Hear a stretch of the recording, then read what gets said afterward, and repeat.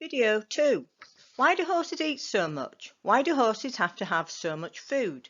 In this video you'll learn about why horses need so much food and how you can provide the right type of food for them.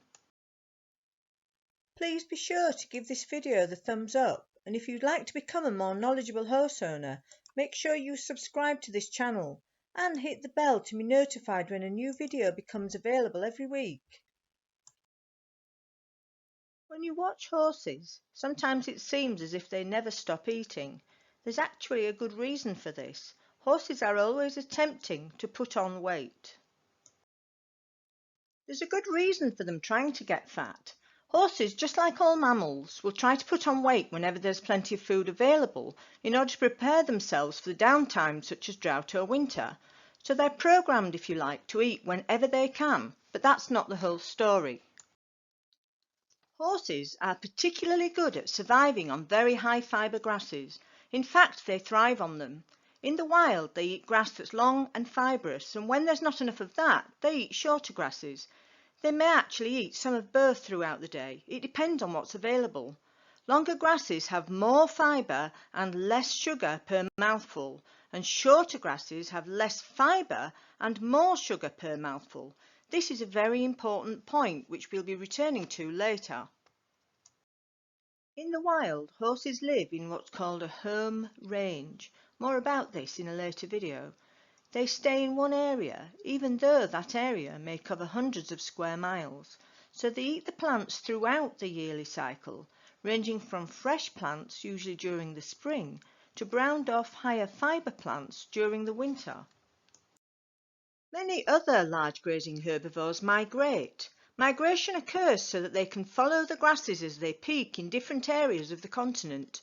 So these animals rely on finding fresh grasses all year round if possible, but horses stay in the one area and survive on what they can.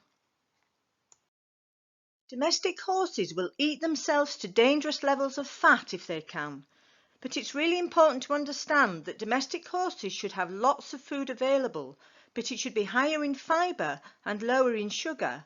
We should not starve fat horses, but should instead help them to eat themselves slim. More about this later.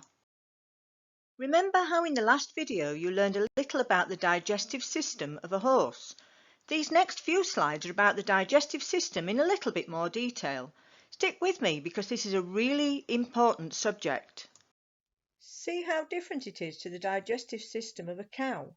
Remember, cows need better quality food, so that's higher energy and less fibrous food, because they cannot survive on very high fibre food like a horse can. You learned about this in video 1, but I'll say it again here because it's really important to understand the differences, and comparing a horse to a cow really helps with that understanding. Also, some of the out-of-date information that there is for domestic horse management is actually taken from knowledge about domestic cows. Because they're both large grazing animals, it's often been assumed that they can be managed in the same way, but they can't. Remember, cows spend more time on each mouthful of food in order to get more out of each mouthful. Horses spend less time on each mouthful and rely on increasing their throughput, that's the amount they eat, in hard times. Cows cannot simply eat more when times are tough. Each mouthful of food has to go through a time-consuming process called rumination. So when food is very fibrous and low quality, there's not enough hours in the day for a cow to extract enough nutrients from that low quality food. A horse, on the other hand, can, because they simply increase their throughput, which means they eat more.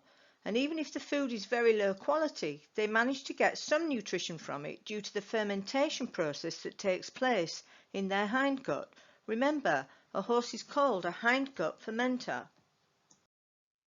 Please comment below with what you found interesting about this video so far. So the horse has a small stomach. Acid is constantly secreted into the stomach as opposed to just after a meal, as it is with dogs and humans, etc. So this means that acid is being dripped into the stomach, whether the horse eats or not. In the free-living situation, horses usually have access to some sort of fibre, even if it's just leaves and twigs. This fibre buffers the acid that's being constantly dripped into the stomach. This acid builds up if the horse does not eat enough fibre, so domestic horses are very susceptible to gastric ulcers if they don't have access to ad lib fibre. This is a very important point, and if you only learn one thing from this video, this is the most important. The inlet and outlet for the stomach are both at the top of the stomach. This has implications. It means that lots of fibre, bulk, is required to push the stomach contents on to the next stage. Another important point at this stage is that when the stomach is full of fibre, a message is sent to the brain to tell the horse to stop eating for a while. So fibre fills the horse up and actually stops the horse from overeating. On the other hand, if the horse is only eating high energy meals that are not high in fibre, they never feel full and are always looking for more food. This is one of the reasons why stabled or yarded horses that are not getting enough fibre will chew or eat the stable or fence if it's made of wood, because they're desperate for fibre. The cecum, called the appendix in a human, and large intestine, are home to huge numbers of bacteria which digest the food for the horse. This is an example of a perfect symbiotic relationship.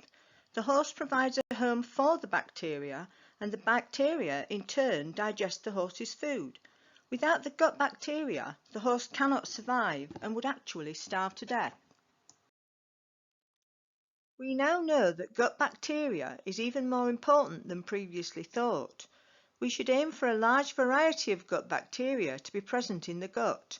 The more biodiversity, the better. The horse gets this variety by eating a variety of plants. The cecum is a vital requisite for a hindgut fermenter. It provides a fermentation chamber for the horse to digest what would otherwise be indigestible cellulose. One last very important point about the cecum before we move on is that, like the stomach, the inlet and outlet is at the top and relies on fibre to push the contents down and up again. Otherwise, blockages can occur, which usually means colic. The horse's hindgut has tight U-bends, which can lead to blockages and colic. This is another one of the reasons that horses are so susceptible to colic. If a horse does not have access to enough fibre, the risk of colic is much higher. Just a quick word about how fat your horse should be. It's a good idea to learn how to condition score a horse. This slide shows you how to do that. I won't go into detail describing it all, but you can pause the video at this stage and study it if you like. You should be aiming for your horse to be a score 3 on this scale. There is actually another scale that uses 9 rather than the 6 levels in this one, but this one is the most popular and the one I prefer. In this second video of the series, you've learned why horses eat so much and why fibre in particular is so important. That is, to buffer the acid that's constantly being secreted into the stomach. Also, when a horse eats enough fibre, a message is sent to the brain to tell the horse he is full and to stop eating. Fibre is also extremely important to keep the gut contents moving through the gut. So, if a horse has enough fibre and he's healthy, he'll not usually overeat. So it's very important that a horse always has plenty of low sugar, high fibre food available. Good on you for watching this video and learning more about what makes your horse tick. Stick with this series and keep improving your knowledge about horse keeping. If you've enjoyed this video, please let us know by liking it. Subscribe and share with your fellow horsey friends, and please leave a comment with what you found interesting. Make sure you look out for the next video in this series. There's a link below. You can get the whole mini course about horse grazing characteristics for free. See the link. If you're interested in learning more about better horse management by learning about what is really important to your horse, we have a private Facebook group, but do the course first and see if this interests you.